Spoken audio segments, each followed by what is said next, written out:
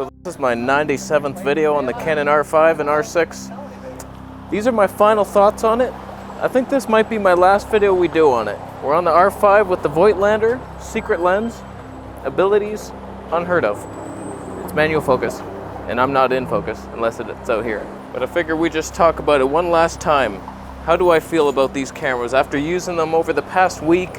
So many videos comparing them to all other cameras. Are these good? Are they worth it? What are their flaws? What are their upsides? Let's talk about it. All I want is the perfect camera.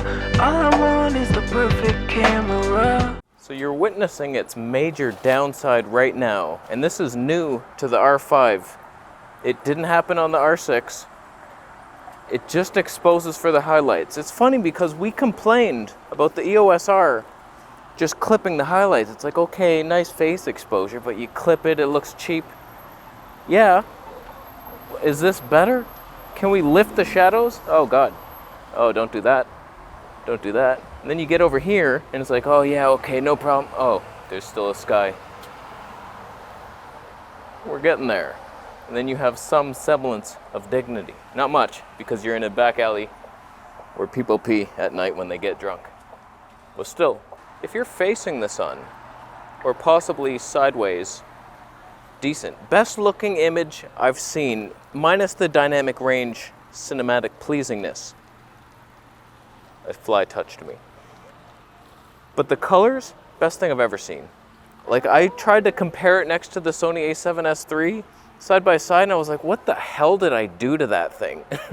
I can't even make it look good. In the studio, I had a string of videos where it just looked so terrible. My face was greasy too. My skin's much better now, so don't think that's Canon's problem. I'm getting healthier. But Canon colors are real.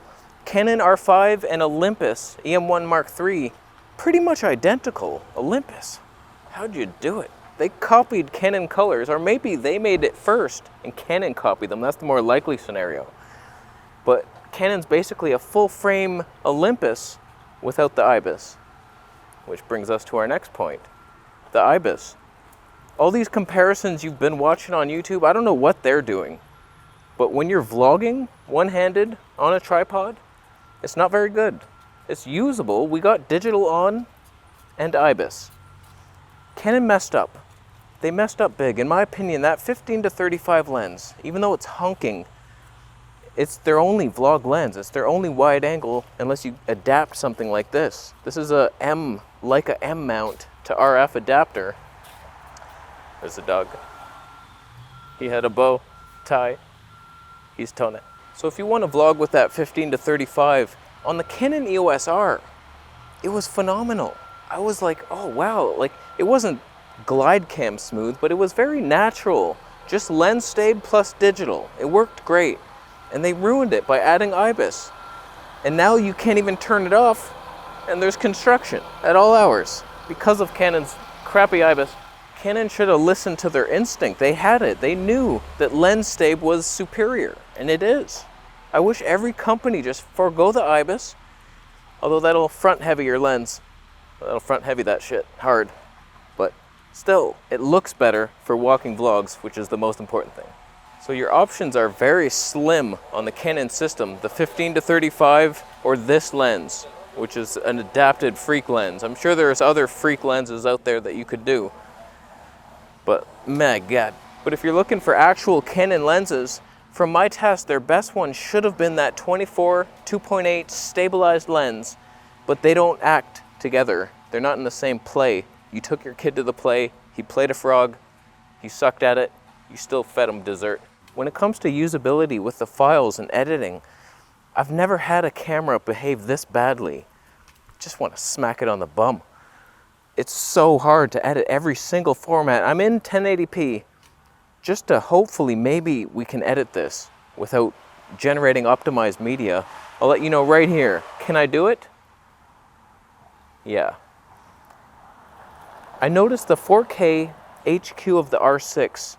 I can play it eventually, but sometimes it'll take like 3 seconds to start, and then you zoom out on the timeline and you're waiting for things, and moving a title sometimes it's like a couple minutes to move here, and it's so awkward, and then you you slide it over to the left and it's not moving. And then like 10 seconds later it moves, like, oh my God. It's such a pain in the ass. So to be a YouTuber's camera and have the worst codecs on earth, like Sony did that right. Black Magic with that 12K RAW, I guarantee you that thing edits better than the 1080p in here because they care. What about Canon cinema cameras? I bet they have a nice friendly codec. You couldn't license your own codec from yourself? Is that the deal? Is that the spin we're playing here? Just to backtrack on the IBIS, it's not very smooth. It's not very good. The Sony a7S III is better, the Fuji X-T4 is better. Panasonic, don't even look at them. They're Tone. Not so much. One day they will be. When they grow up and they find out what they want to be, the answer is Tone. The answer is Tone. You too. I believe in you, young Tone. You'll make it one day. With this lens, it's actually not too heavy. We're on the latest firmware, 1.1.1. I updated them both. It didn't seem to improve the R6 at all with any lens. Maybe the 24 got tiny. No, it got worse, if anything. I do like this lens though. Voigtlander 15mm, Tony 4.5. You get to see some background there. If you're noticing I'm in a new area, it's because I just sent back the Fuji lenses. Oh boy, that hurts. That hurts. I got some clips at home just to make sure I saw it. Like, is that a lens? I love it. I do love that 50mm Tony too. That's a good lens. But I had to send them back, so we're running out of gear. Camera Canada's working on a super deal for that Sony a7S III, and I'm thinking of pulling the trigger on it, and I'm just trying to decide, like, I love the image of this thing, the colors. I don't want to be working around and tweaking green skin to less orange, and I hate that. So many people like spend so much time color grading each scene, not me. I want to drop a LUT. Bring the highlights down, a little contrast. Is it too saturated? Yes. Up, down. That's it. And then the whole video is like that. I don't tweak each scene. Are you kidding me? When I'm in this scene, oh, we're darkness. And then over here, you think I'm gonna change? They're both dark. Oh, there's the exposure. Backtracking again on that exposure. What the hell happened? I can't change it. I look deep in every menu system. There's nothing. When you're in photos, yeah, little evaluative, you can pick them. Go into video, oh, we'll handle that. No, you won't. No, you don't. This is what you do. Sky, most important thing, right?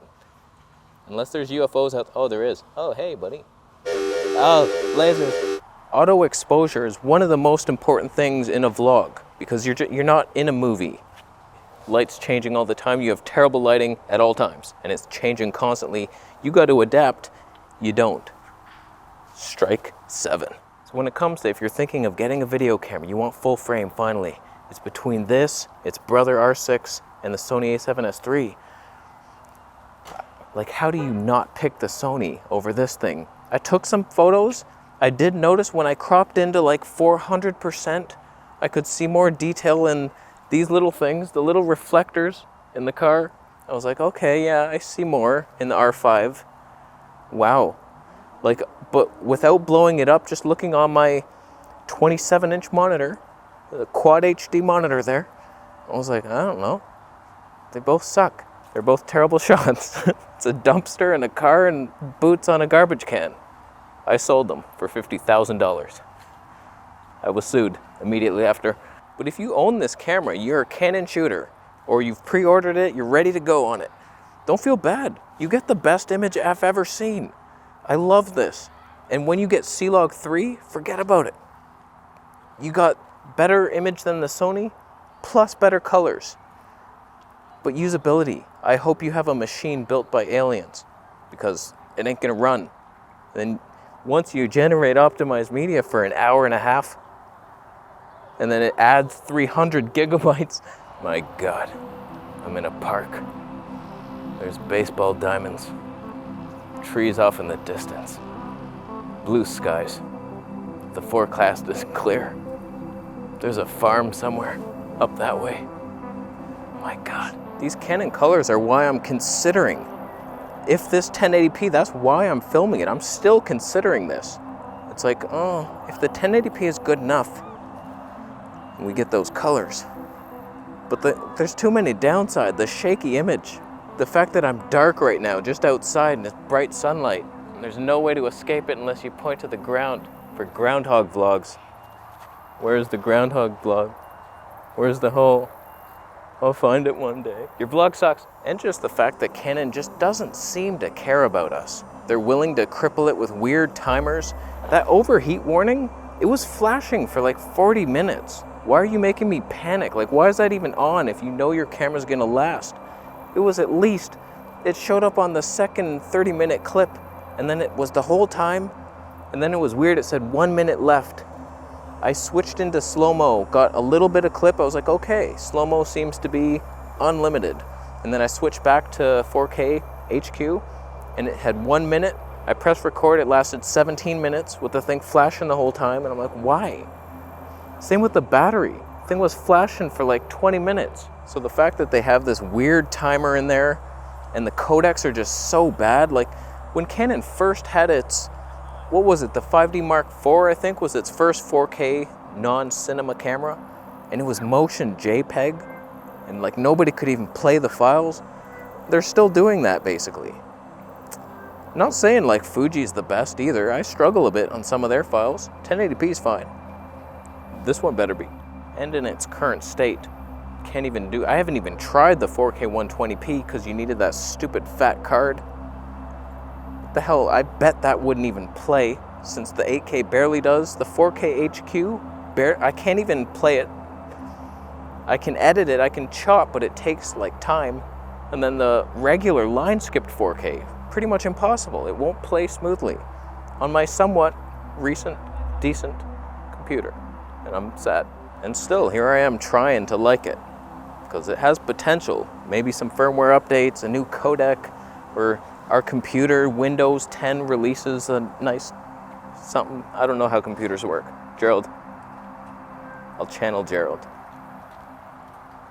Windows would release the codec to the public who celebrate it, and then they flustered me. I would have had it. I would have had it. How close is the focusing? You can't put peaking on and zebras, by the way. Can't have them both. Just pick one. Which one do you want? Focus or exposure? They're similar. All right, we're on enhanced stabilization. I find it's pretty good. You got a super wide lens like that, and this one's not so heavy. I could actually... How dark do I need to be before you'll change, Canon? You have to get the sky out of the shot completely. Overhead vlogs. Oh, that is a life hack. Wow, you're so tall. We're basically on an Olympus-sized sensor now, so we could have just had the Olympus. Same basic thing. You might have slightly more dynamic range. The stabilization is good. That dog lives on his own. Hey, buddy. You're a dog. Add in the fact that these cost over $6,000 Canadian, and you don't even have a lens yet, and that lens itself is like another $3,000 to get worse performance than almost any other camera. In the main things, you gotta flog the ground, the flat earth. What if you want to show the world? You can't. And if you're wondering which is the slightly less bad investment, the R5 or the R6, that's a tough one, because even the R6 4K struggles on my computer. So you have to go in 1080p if you don't have like the latest i15. Those are out. So 1080p, this has better 1080p. And then you lose your slow-mo for now until they update the firmware. And you get slightly better colors. And it's heavier. And it's not a Fuji X-T4. Why, Canon? Why indeed? So I'm not seeing it unless their new cinema camera is decent. That might have something. That looked pretty cool. On the Canon rumors site, they showed a picture of it. That's a freaky thing. And it looks like it has a big fan. There's all your video specs. We were working on it. We still good? You bring that in one bit, you die. So this is how you do it. And this may sound like a stupid complaint, but having the on and off button on the left side is so dumb. When I'm holding it just by my side with the Fuji, I can turn it on or off immediately. This, I have to use two hands. It's so unintuitive. And the menu button being over there, you can rewrite it, but you have to now use one of your function buttons up, unless you can rewrite the other one as well. Oh boy. If you're noticing the audio got a lot better, it's because I'm on a highway now. It's good times. I think I forgot to mention the autofocus. It does hunt. In side by side, all the other cameras weren't hunting. I was in the same position.